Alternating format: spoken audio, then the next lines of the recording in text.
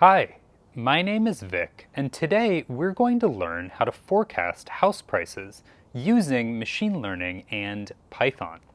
We'll start out by getting economic data from the US Federal Reserve. We'll combine it with house price data from Zillow, and then we'll train a random forest classifier that can actually predict if house prices will go up or down in the next 3 months. We'll end with next steps that you can use to improve the model on your own. Let's dive in. By the end of this project, we'll have a machine learning model that can predict house prices into the future. And we'll be able to actually measure how accurate the model is and continue to improve it.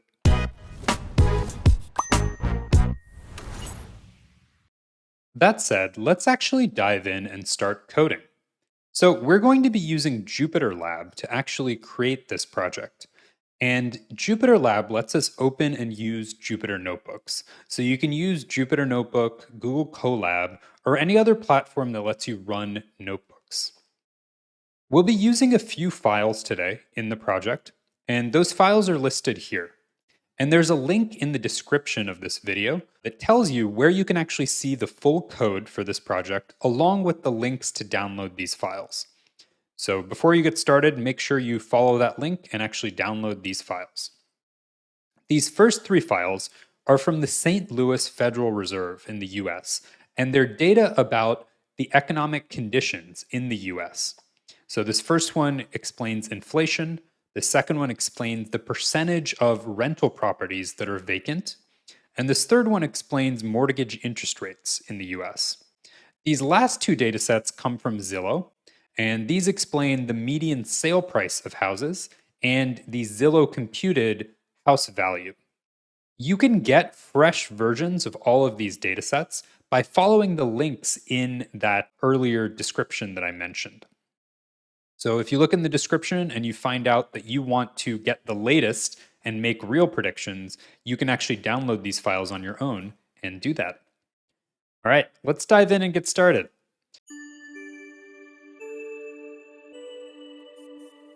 So the first thing we're going to want to do is read these files in. So these 3 files are all in the same general format. So we're going to read them in together. And in order to do that, we're first going to import a library called pandas, which helps us work with CSVs in Python. Then we're going to create a list containing these file names.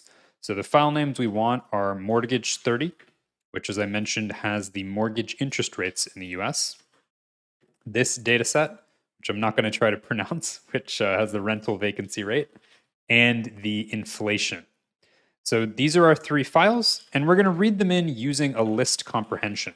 So we're going to use the pandas read CSV function, and we're going to add in some parameters. So we're going to tell pandas to parse any dates that it finds in the CSV file into a pandas datetime format. And we're going to tell it to use the first column for the row indices. And we'll read in all 3 files using this list comprehension. So let's go ahead and run this. And then I'll show you just the first data frame that we read in, which is this mortgage 30 data frame. Let me actually minimize this left side panel. Just make sure the CSV files are in the same directory as where you're coding. All right, so this is the first data frame, the mortgage interest rates. And you can see it has data every week from 1971 all the way through the present. So you can see that the data is weekly because the days are spaced apart by about 7 days. Let's take a look at the second data frame. So this data frame is the rental vacancy rate.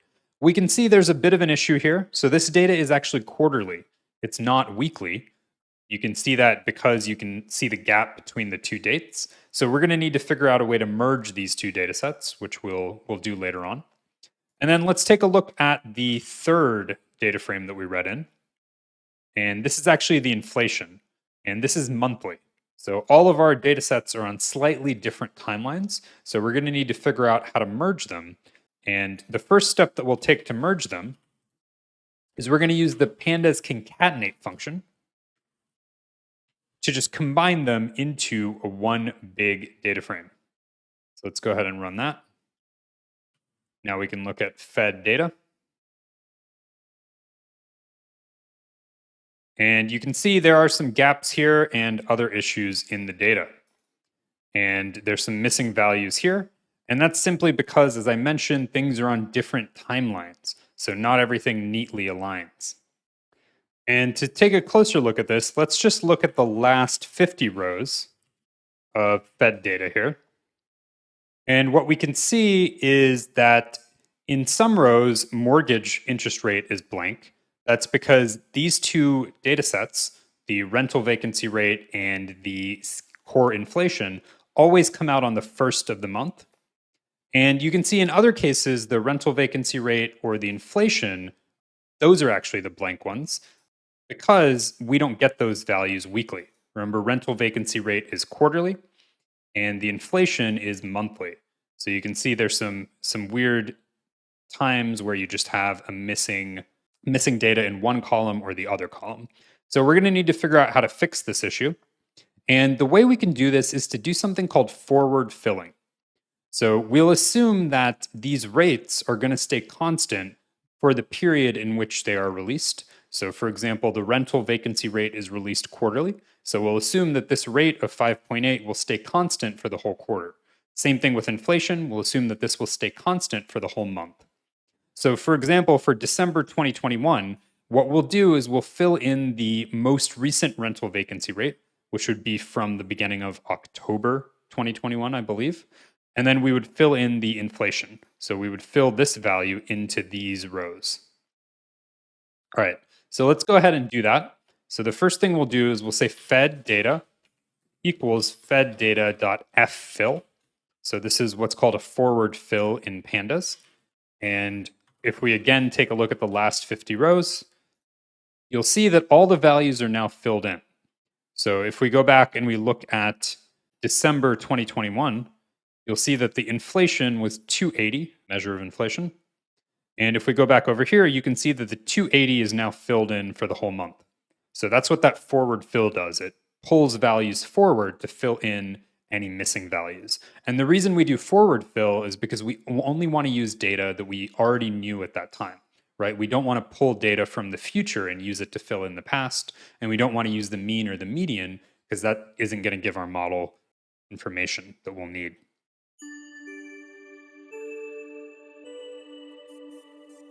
Okay, so we've now filled in all of those values.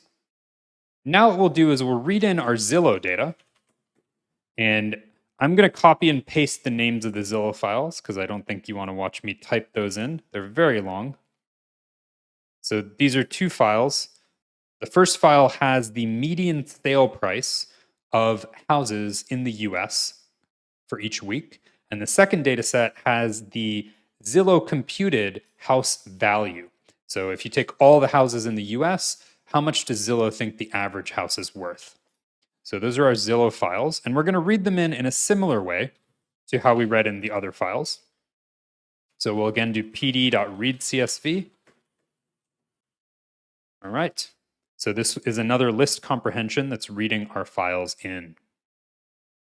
Okay, and we can take a look at what we've read in. So we can type in data frames 0, and this will show us the median sale price data frame. So this data frame is in kind of a strange format. So in the Federal Reserve data, each row was a date, and then the columns were actually economic indicators about that date. This is a little bit different. So each row is actually a region in the US. So the first row is the whole country, the second row is New York, and so on.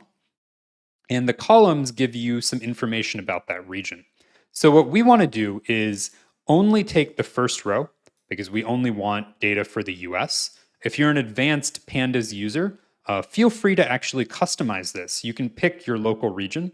So find the row that corresponds to wherever you live. But we're just going to go with the US as a default. And then we're going to remove these first 5 columns. So we only have the weekly sales price data. So let's go ahead and do that. So what we'll write is we'll say dfs equals pd.dataframe, df.iloc, which is just locating rows by position and columns by position. Okay. And what this is going to do, This statement right here is going to do exactly what I said. It's going to pick just the first row of data, and it's going to cut off the first 5 columns. All right. And then this will just make sure it happens for both data frames. So let's go ahead and take a look at this. df's 0.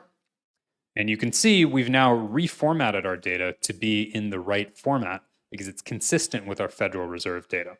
So we now have each row is a week, and the column is the sales price in the first data frame. It's the sales price for the average house sold in that week.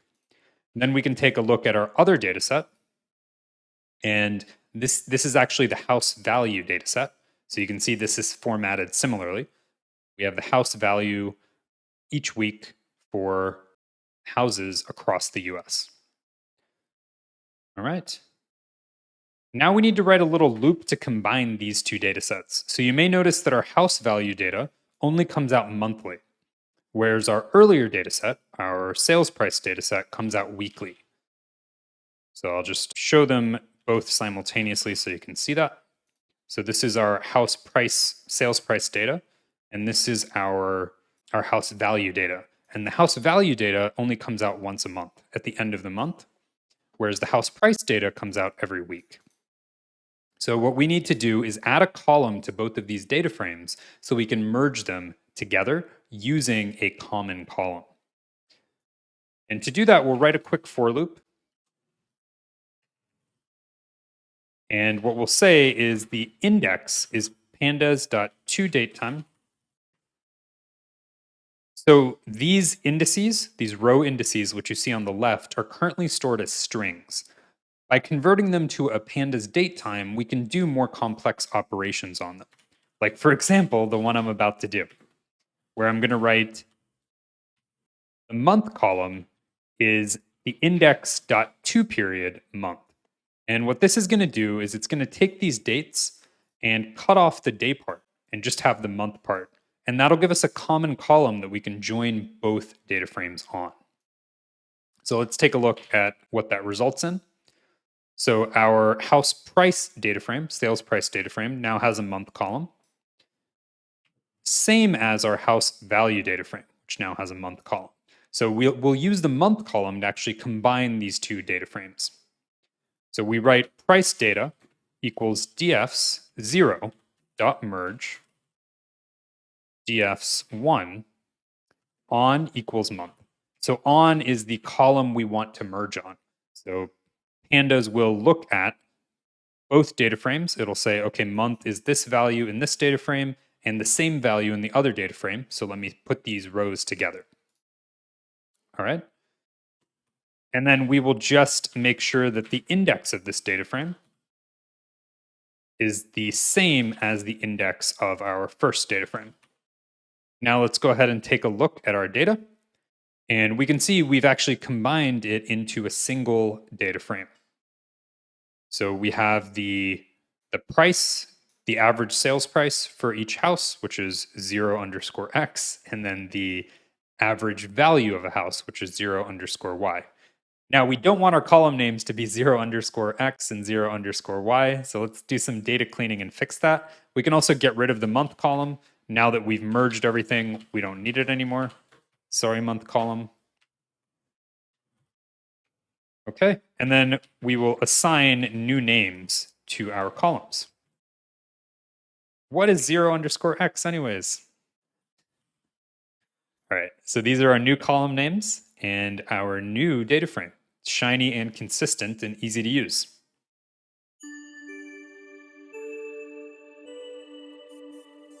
All right, now the next thing we need to do is merge this Zillow price data in with our Federal Reserve economic data.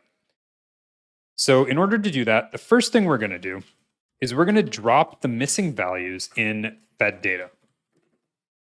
This will just drop any rows that we don't have all 3 of our economic indicators for. We can take a look at Fed data now. And we can see that it starts a bit later. So some of these indicators, we had data back from 1940s, but the drop NA just removes that data for us. So we only have rows where we have all 3 indicators. Now, you might notice something about this Fed data, which might become more apparent when I just show you these last few rows. So I'm going to just show the last 20 rows here. So when we look at price data, our dates are 2022, July 2nd, 2022, July 9th. Whereas over here, the dates are a couple of days before what we actually need. So ignore the 701. That's just an artifact since the rental vacancy data and the inflation data come out on the first of the month. We only really care about the data that's weekly. So we want to look at the rows that are weekly and ignore the first of the month. So you can see that we have July 7th, and that is exactly 2 days before our Zillow price data comes out. And that's because the Federal Reserve releases all its data on, I think, a Tuesday, whereas Zillow releases all its data on, I believe, a Thursday, 2 days later.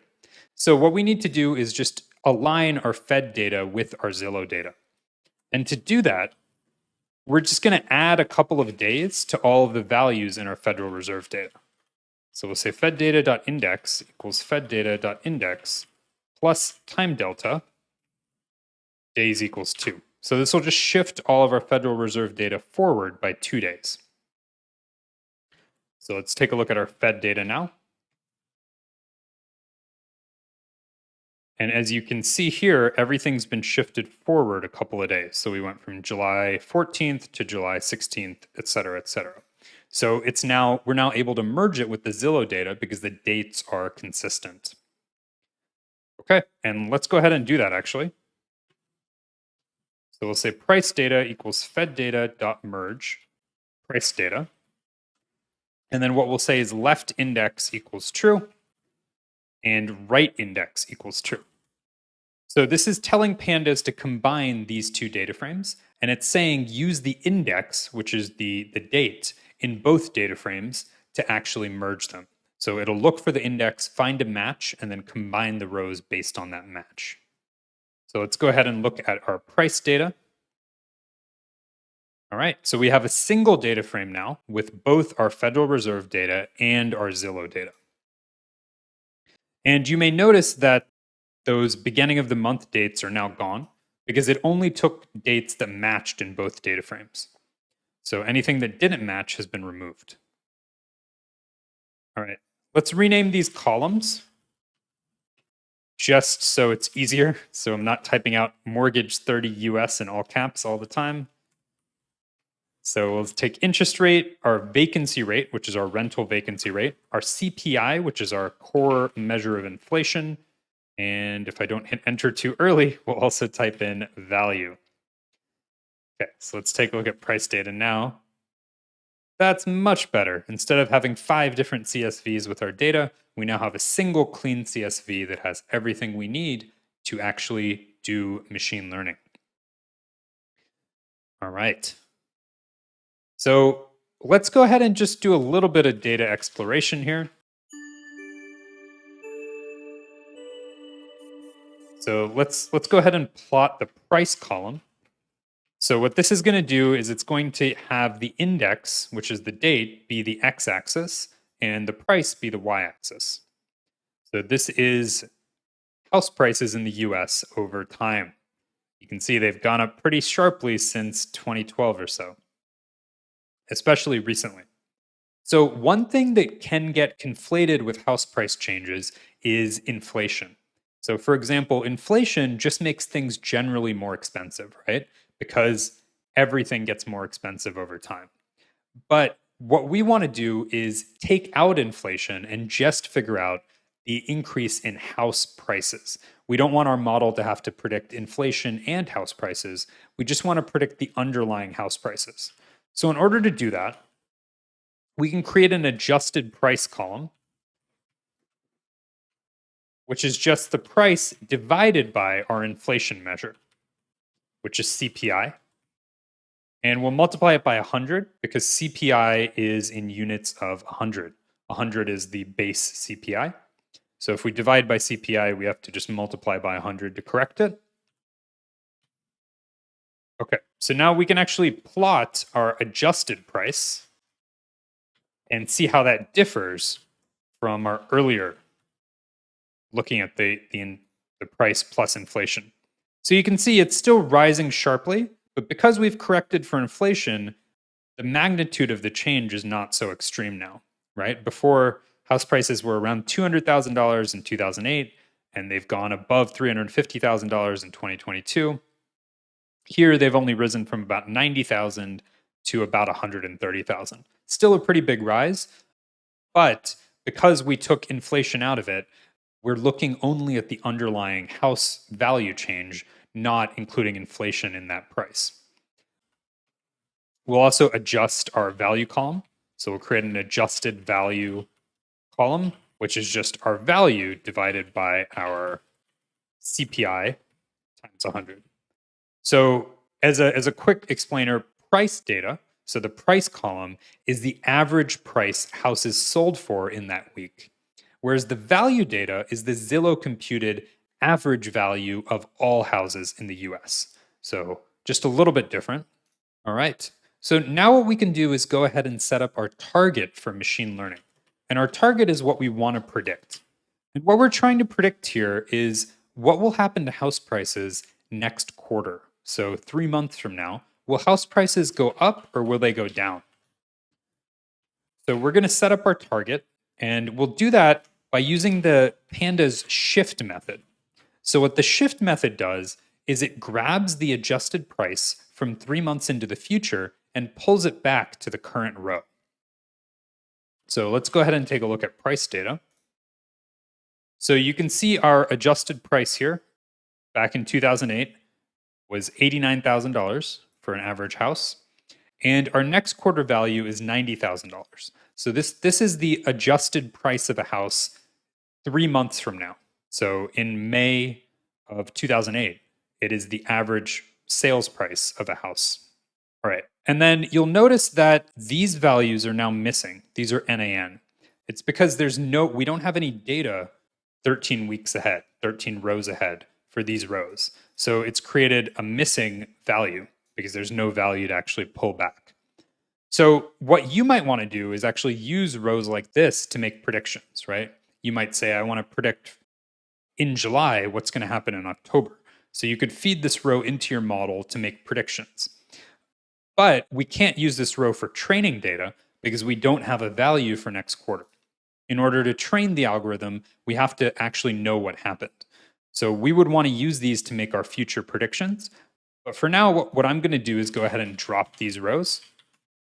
If you want to predict what's going to happen in the future, you would want to preserve these rows and use them for the prediction phase. But I'm going to go ahead and drop these. And pandas has a nice in-place keyword. So this is the same as writing price data equals price data.dropNA, just sometimes a little bit nicer to use the in-place keyword instead.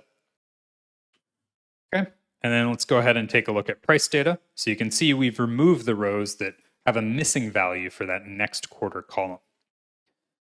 All right, and now let's go ahead and finalize setting up our target. So we're going to say price data change, and change is going to be our target column. And change is going to indicate if prices went up or down 3 months from now. So what we're going to write is price data next quarter is greater than price data at adjusted price. So what we're saying is the price 3 months from now higher or lower than the current price? And this is going to return a Boolean, true, false, but we're going to convert that Boolean to an integer. So a true is going to be a 1, a 0 is going to be a false. So this column change, which I'll show you, is going to be a 1 if the price goes up in the next 3 months, and it's going to be a 0 if the price goes down in the next 3 months. All right. Before we apply our machine learning model, let's take a quick look at our change column and run the value counts method. So what this is going to tell us is in our data about how many weeks did the price go up and how many weeks did it go down. And we want these numbers to be approximately balanced, because if they aren't balanced, then you have to actually account for it when you're creating your machine learning model. But they're pretty balanced, so we're okay. So we're going to create a list of predictors. So these are variables that we're going to use to make our predictions. So interest, vacancy rate, adjusted price, and adjusted value. And then our target is going to be the change column. So we're going to use these 4 columns to predict this one column. All right, we've done quite a lot, but now is the fun part. After all the data cleaning and manipulation, we can actually create our machine learning model. And we're going to use a library called scikit-learn to actually do the machine learning. And we're going to import a random forest classifier. So I really like using a random forest as just a basic model that I can throw almost any machine learning task at, and it'll work pretty well. Because of how a random forest works internally, it's pretty robust to overfitting, and it can pick up nonlinear tendencies in the data. So it's just a great default model. So I'm going to go ahead and import that. And then from at scikit-learn.metrics, I'm going to import an accuracy score. And the accuracy score is what we're going to use to judge if our model is good or not. And the accuracy score will basically tell us what percentage of the time is our model correct. So if I make predictions for all of these, what percentage of the time was my model correct? When it said the price would go up, how often did it go up? When I said it went down, how often did it go down? And then I'm going to import NumPy. So if you use pandas, pandas uses NumPy under the hood. It's a Python library to just work with tables of data. All right. So first thing I'll do is I'll write a prediction function. And this function is going to take in a training set, a test set, which is what we want to make predictions on, a set of predictors, so the columns we're going to use to make predictions, and a target. And it's going to return predictions. So in here, we'll first initialize our model. And there's a couple of parameters I like to set. So one is min sample split, one is random state. Min sample split protects against overfitting by preventing the nodes in the decision trees in the random forest from splitting too deeply. So if you don't know how random forests work internally, don't worry too much about it. You don't have to set this if you don't want to. I just like to set it. I also like to set a random state. That means that every time you run your model, it's going to generate the same sequence of random numbers, and it's going to give you the same result. Because a random forest uses randomization internally. Sometimes you can get very different results if you just run the algorithm twice without changing anything. And a random state helps to prevent that. Okay, and then we're going to actually fit our model using our training data. We're going to pass in our predictors and our target, and then we'll generate our predictions using the test set. So we're going to train our model on the training set and then get predictions for the test set, and we'll return those predictions.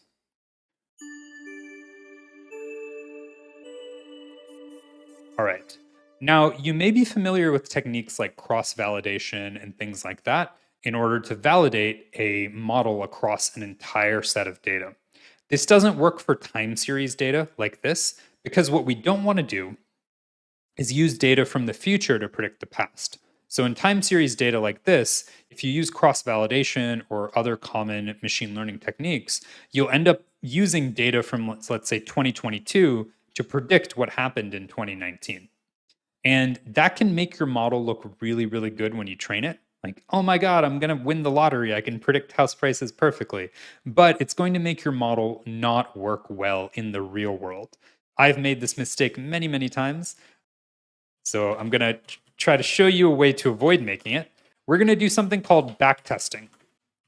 And backtesting is going to let us generate predictions for most of our data set, but do it in a way that respects the order of the data set. So we avoid just using future data to predict the past. And how backtesting works is we're first going to initialize a list called all predictions, and we're going to append all of our prediction sets to this. And then we're going to write a big loop. And let me write this loop out, and then I'll kind of explain what it's doing. And then I'll also define 2 constants here, start and step. Okay. So what this is going to do is it's going to start with 5 years of data. So our data starts in 2008. So it's going to take all the data from 2008 to 2013. And then it's going to make predictions for the next year. So it's going to take data from 2008 to 2013. It's going to make predictions for 2014. Then it's going to take data from 2008 to 2014 and make predictions for 2015, and so on until we have predictions for every year from 2014 through 2022. So what we do is we split our data up into train sets and test sets. So our training data is everything up until I, and then our test set is the year following I. Okay. And step is 52 because there's 52 weeks in a year, and start is 260 because that's 5 years worth of data. Okay. And then we write all predictions dot append predict train test predictors target. So we're calling this function we wrote earlier to actually generate our predictions. And then what we're going to do is we're going to concatenate. All predictions is going to be a list of NumPy arrays, and we're going to concatenate those arrays together into a single array that has all of our predictions. And then we're going to return our predictions and our accuracy.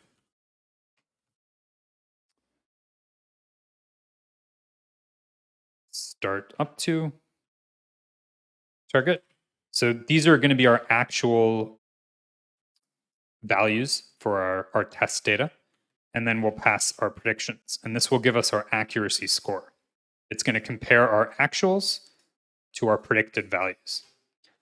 All right, so we've now written a backtesting function. There are a lot of concepts in there, so don't worry too much if you have to read the code a couple of times.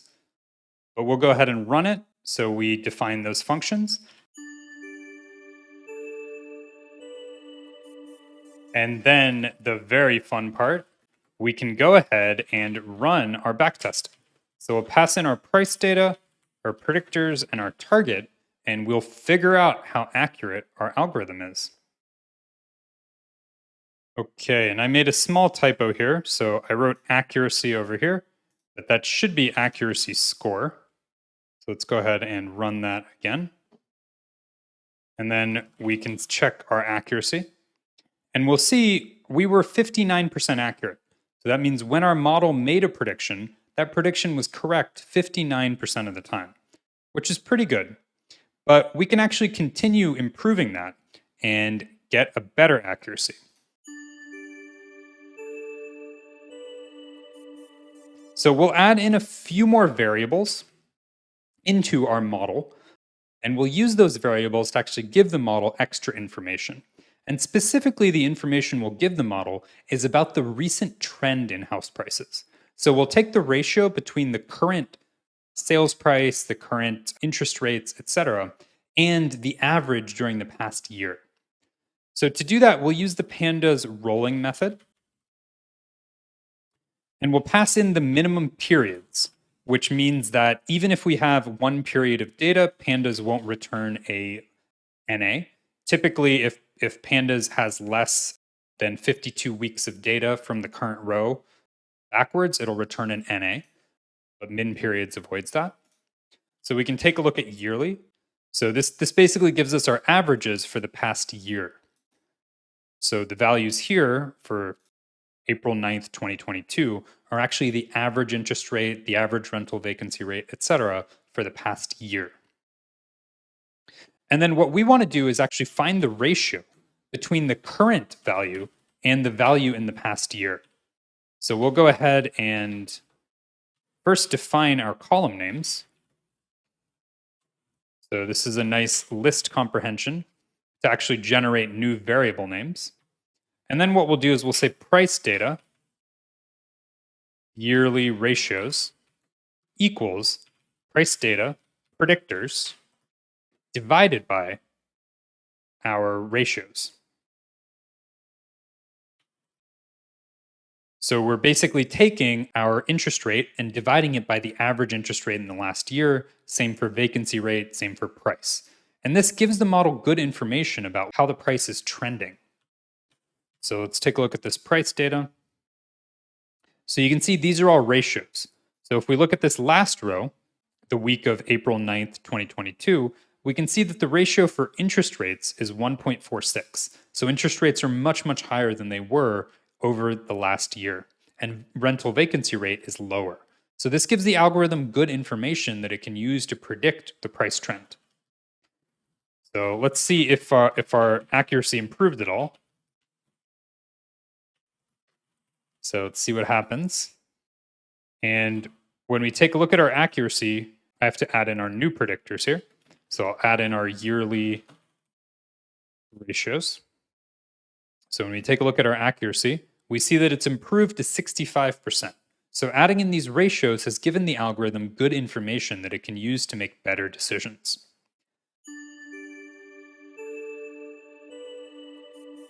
Now what we can do is we can quickly do some diagnostics. So we can actually plot out where the algorithm is making mistakes in its predictions.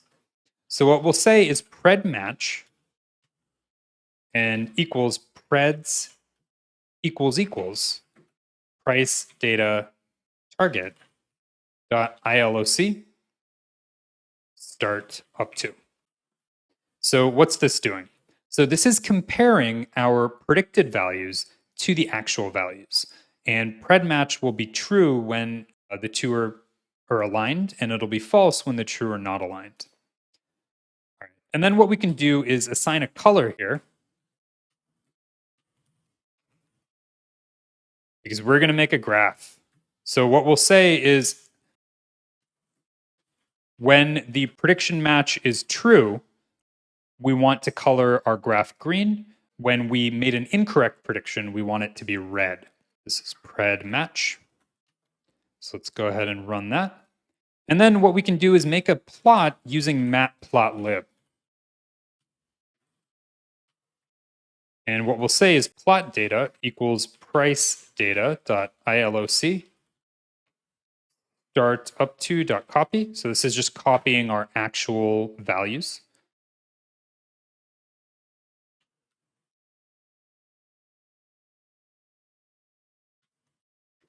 Let me just type this out and then I'll explain what's going on. If I don't hit enter too early.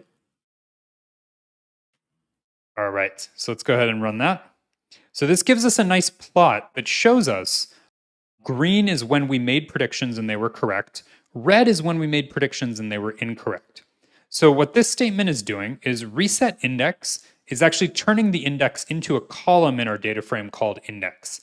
And we need to do that because otherwise we can't actually use the index in our x-axis. So we're using that column called index on the x-axis, and then we're using the adjusted price on the y-axis. And we're saying whenever you plot a point, color it based on this series called predmatch. So what we can see in this plot is that the model recently hasn't been doing as well when the market was going up, but shifts suddenly to going down.